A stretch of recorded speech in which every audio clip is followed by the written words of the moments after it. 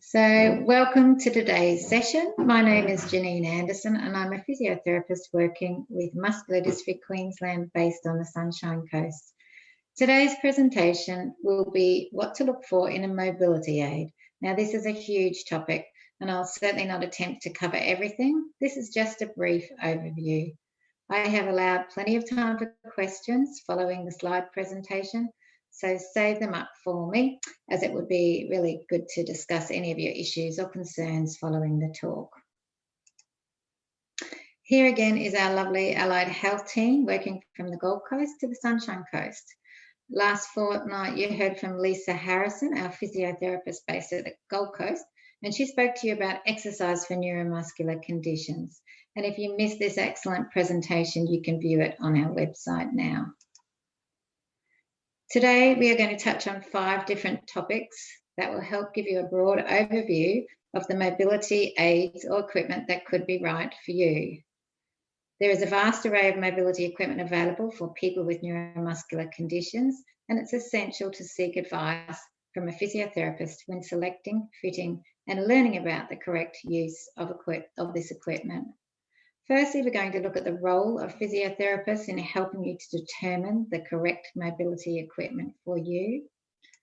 Then we're going to have a little look at NDIS and assistive technology. We're going to look at the different types of mobility aids and equipment that are available, including specific considerations for people with neuromuscular conditions.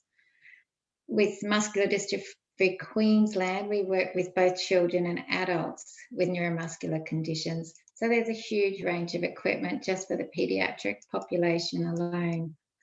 And next, we're going to look at the environment and how this can impact on the mobility equipment requirements. And last of all, we're going to discuss some safety considerations. So mobility aids should be chosen in consultation with your physiotherapist. The physiotherapist will help you to determine the best mobility aid or equipment for you, working through the reasons for the equipment. Is it to assist safety within the home to prevent falls? Is it to support you over long distances or on differing surfaces in the community? Is it to get to the beach, or did you want to be able to go camping? Or is it to be able to get to the shops, or is it to get around within the shops? Or is it to support delayed developmental milestones and to assist the skills needed to learn to walk in young children? The physiotherapist will then assess your balance, strength, joint mobility, and ensure the aid considered is safe to use and suitable for your mobility needs. Manual wheelchairs and scooters and power wheelchairs need to be trialled and scripted to your individual requirements. Specialised strollers and walkers for children need to also be trialled and fitted by specialist equipment suppliers along with the physiotherapist. The physiotherapist will help to organise equipment trials and ensure the application for the equipment is completed appropriately and on time. Often a few different equipment trials may be required for the one piece of equipment. The equipment needs to be reasonable and necessary and needs to align with your NDIS goals. Timing of your application through NDIS is vitally important. If you think you may need a mobility aid or equipment or piece of equipment or need to replace equipment in the near future, discuss this with your physiotherapist to ensure they have adequate time to complete an assessment or an application if needed before your plan review. Some high-end expensive items of equipment can take many months to be approved through NDIS, and then if custom built, can take many months to actually make or build. It's important to consider how old your equipment is and when it might need replacing. Splints or orthotics might need replacing every year, whereas pressure cushions may need replacing every 3 to 4 years. Need to know how often your equipment needs to be replaced. NDIS generally only fund one of the same mobility aid every 5 years for a piece of mobility equipment, depending on the type of equipment selected. So it's therefore important that you select equipment that will not only support your current needs, but also accommodate your requirements into the future. Your future needs can affect the type of aid you choose, the size and ability to grow the equipment. This is especially important with children and young adults, and also your choice of additional features such as tilt in space. Many neuromuscular conditions result in weakened muscles and joints, so you might find it helpful to use an orthotic or customised footwear. I'm only just touching on this topic, as orthotics is a presentation really all on its own. Maybe one we could offer for future talks. If you have been prescribed orthotics, you should wear these as per the prescriber's recommendations. One of the most common orthotics that we prescribe is an ankle-foot orthotic or an AFO. It can assist walking and can help prevent stumbling or tripping by supporting weak muscles of the foot and ankle. Orthotics can support the position of the foot and the ankle. It can increase comfort, improve balance, and also help prevent foot contractures and deformities. Orthotics do not work for all people with neuromuscular conditions, so your physiotherapist will refer you to a suitable prescriber if after an assessment he or she feels orthotics might help you. So on this slide we have this is a child's orthotic, and probably inside that shoe there's a little insert, just to support the foot. Mobility assistive technology is essential for maintaining the function of individuals with severe or progressive neuromuscular disease. The types of assistive technology may change as the condition progresses. In the pediatric population, despite disease progression, there can still be developmental progress in a variety of cognitive and social areas. Without allowing for goal-directed independent mobility, where children can explore and interact with their environment, there can be delays in cognitive and social development caused by their mobility impairment. It is important that the physiotherapy initiates the process of acquiring a mobility aid as early as possible for young children with decreased mobility. And children as young as 2 years old can learn to safely operate a powered mobility aid. So you can see this gorgeous little girl is in a WYSIBUG. This is a powered mobility aid. It's not a powered drive chair, but it has a little joystick that she's using to drive the chair. She's all dressed up in her Halloween suit by the looks of it, and she's getting out and around down the driveway. Customised strollers may be necessary for transporting young children with neuromuscular conditions. Off-the-shelf strollers may not provide enough postural support. The ability to tilt the stroller may also be important for some young children, and some of these strollers have a tilt-in space mechanism. By the time the child is ready to start school, often a manual wheelchair might be a better option than a stroller. And this is something your child's physiotherapist will discuss in depth with parents. So walking aids include walking sticks and walking frames for the adult population and walkers for children. These devices can enhance your mobility and reduce fatigue, a common problem in neuromuscular conditions.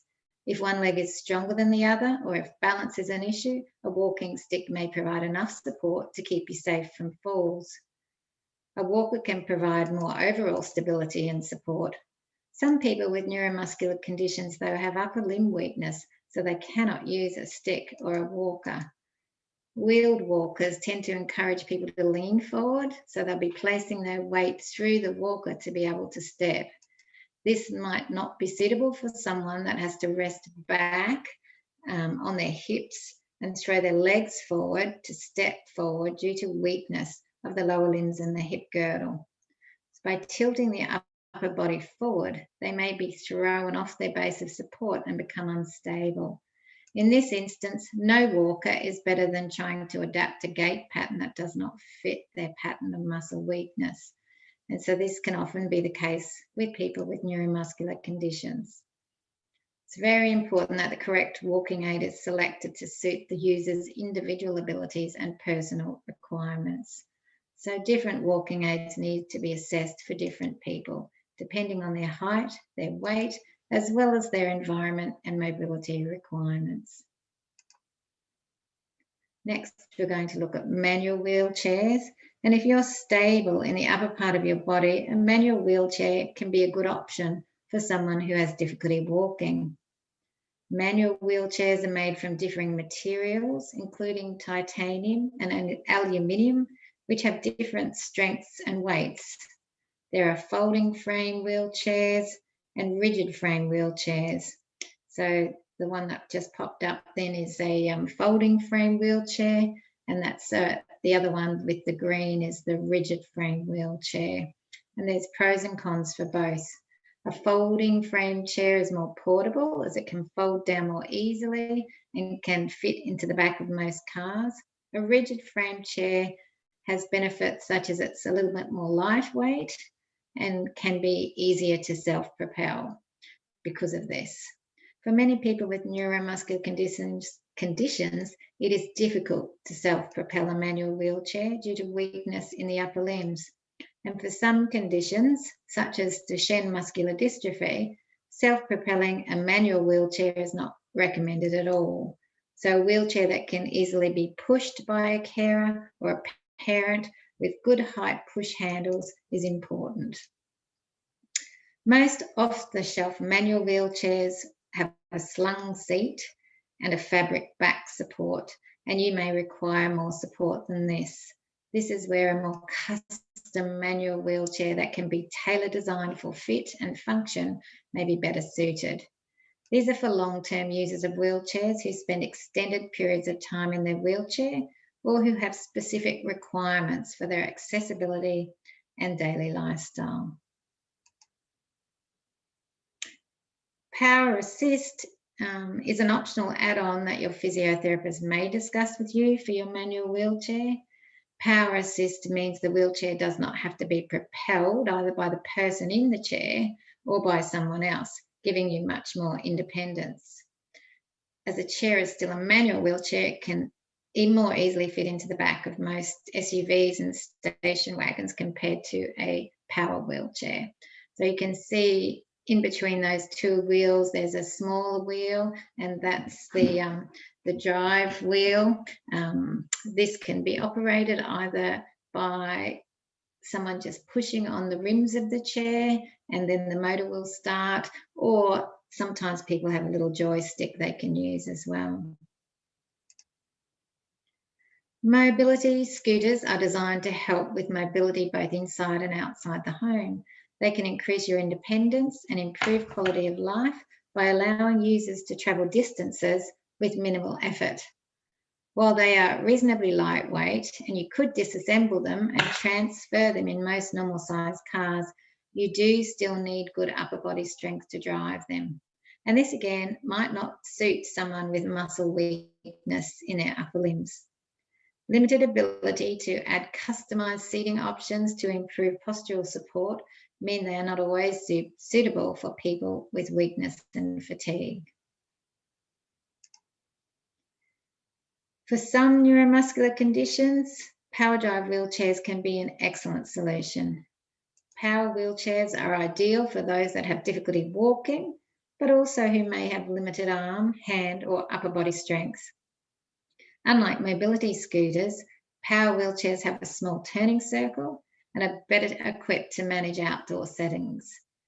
Power wheelchairs require the user to drive with a joystick, and you can see the little joystick in front of the right-sided armrest or another device. And they can be controlled easily, even with very limited mobility or strength. So the chair can be driven with just a small amount of finger movement, so you can adjust that joystick. So you really only need a really tiny little switch to just have one finger that can drive the chair. You can also put controllers into the headrest, so head movement might be able to drive the chair. And sometimes there's other sorts of switches that people use. These chairs are usually custom designed for a specific user to ensure that they're easy to drive independently and to ensure a comfortable fit.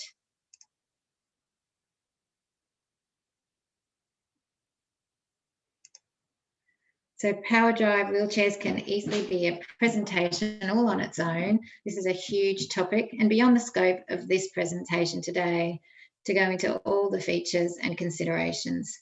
Power functions can be added to a power drive wheelchair that can allow you to elevate your seat, such as the blue one in the middle, to tilt, the red one, which is also, that picture is also a chair is in elevate and tilting at the same time.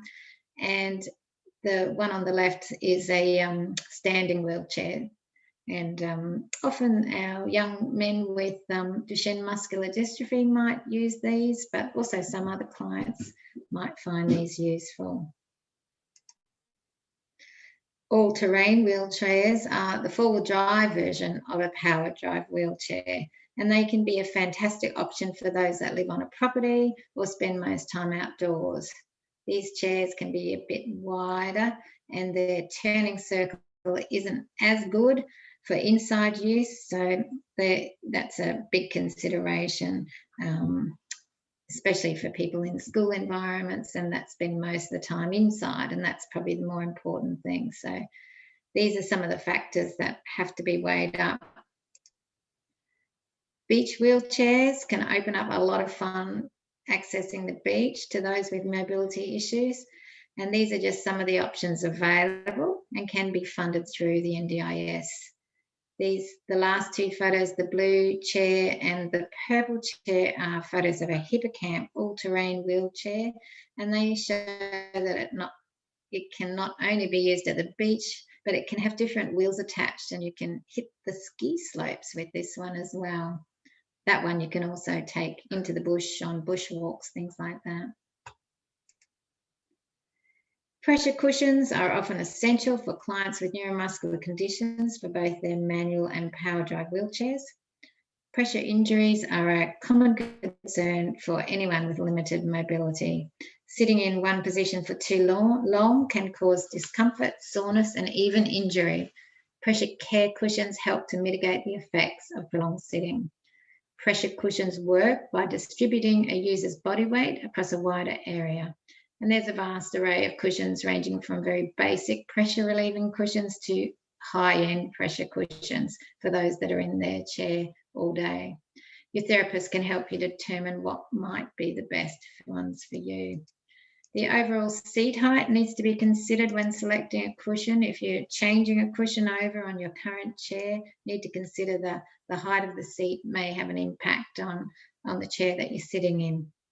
And the three types of cushions you can see on the screen, the first one is a gel or gel and foam. Second one's probably more like a foam cushion. And the last one's a Roho cushion, which is an air, with their sort of little air-filled sacks that you can adjust. It is also important to discuss and facilitate problem solving around transport options when considering mobility equipment. Is there enough room in the boot of the car for a manual wheelchair or scooter? Can you or your carer lift the wheelchair into the boot? Do you actually need a car hoist to get the chair into the boot? Do you need a modified vehicle to transport your power drive wheelchair? And if you have a modified vehicle, is there adequate head height clearance when driving your new power drive wheelchair into the vehicle? You also need to consider the alternate options if you do not have a modified vehicle for transporting yourself and your wheelchair. And these can be your accessible maxi taxis and also public transport if you're lucky enough to live somewhere where public transport, accessible public transport is an option. So recognition of the environment as having a direct impact on the experience of disability is an important step on the way to improving participation and the quality of life of people with disabilities. The provision of affordable aids and equipment can act to open up opportunities for individuals to participate in the world around them. On this slide, we're comparing indoor versus outdoor settings and the impact of this on someone with a physical disability. Indoor environments are usually flat terrain. They're often a familiar environment. There's often indirect lighting. A person usually has control over the home environment and can add rails and non-slip tiles in the bathroom. and distances walked are usually only reasonably small. Outdoors, it's often uneven ground, there's often steps and slopes. It can be a less environment. There can be harsh lighting or not enough lighting. There can be lack of control over the environment, and often much longer distances are needed. All these environmental factors have an impact on what mobility equipment might be right for you. Staying safe is important. You should ask for a physiotherapist assessment if you've had a fall or a close call, if you have concern about your balance, if there are obstacles in your daily life which feel unsafe, things like steps, uneven ground or slopes, or if you have concerns about falling when you're tired. Knowing your fatigue is really important in reducing your risk of falling. So there are our main slides that we were going to have a look at today. Now I'm just going to quickly have a look at a case example for Philip. Philip has myotonic muscular dystrophy. He lives alone in a single-storey house and has support workers that visit him 3 times a week. Philip is now having increasing difficulty walking around the house, especially when he's tired, and has fallen 3 times in the last year, resulting in several minor injuries. Over time, he's been getting out into the community less, but until recently has enjoyed visiting his neighbours and going to the local shopping centre.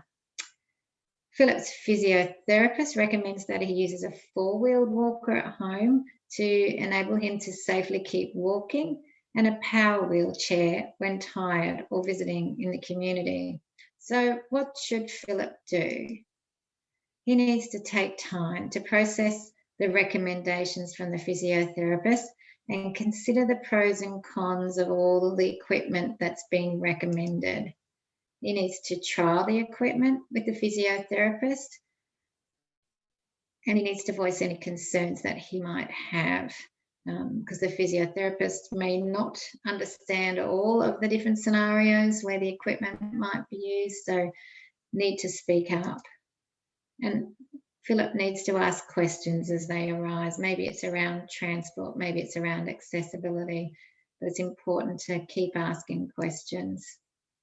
So now Philip has his new walker and has not had any more falls in the home and is enjoying the freedom with his power drive wheelchair. Philip needs to ensure, however, that he remains safe by having regular mobility reviews by the physiotherapist, just to ensure that the equipment remains the most appropriate for him. And also he needs to have his equipment regularly serviced and maintained. So if you're concerned about you're having your equipment serviced, need to just check with your physiotherapist about what's required. Okay, so I'm just putting this slide up with the resources that we're recommending from these presentations. The first one, the Loop community, is a neuromuscular resource hub, and it has a lot of information on it regarding equipment and AT and NDIS. So please have a little look at that. And the other one is the Muscular Dystrophy Australia website, and it also has a lot of equipment information on it. These are the contact details for Muscular Dystrophy Queensland. These are our services. That's our group of allied health professionals practicing some hydrotherapy in the pool. And these are some of our free services that we offer through Muscular Dystrophy Queensland. And these are some of our chargeable services under NDIS. But if you have any questions about any of those, please contact. This is a reference that I used to help me with this presentation. And thank you very much for listening. And please, if you have any questions, I'd love to hear from you. Thank you. Excellent. Thank you so much, Janine. That was an excellent presentation and you crammed quite a lot into that. So we don't currently have any questions, and I think we've just hit our time limit, so we might leave it there. But if anyone does want to reach out with any questions, feel free to contact us on the info line or by email, and we'd love to answer your questions and see how we can help you. But thank you again, Janine, and thanks everyone for listening. And we'll see you. We hope to have some more of these coming up in the near future, because we've had some wonderful feedback from them, and we want to make sure that we inform you and help you as much as we can with information and support. So keep an eye out for new ones coming out. But thanks everybody. Thank you.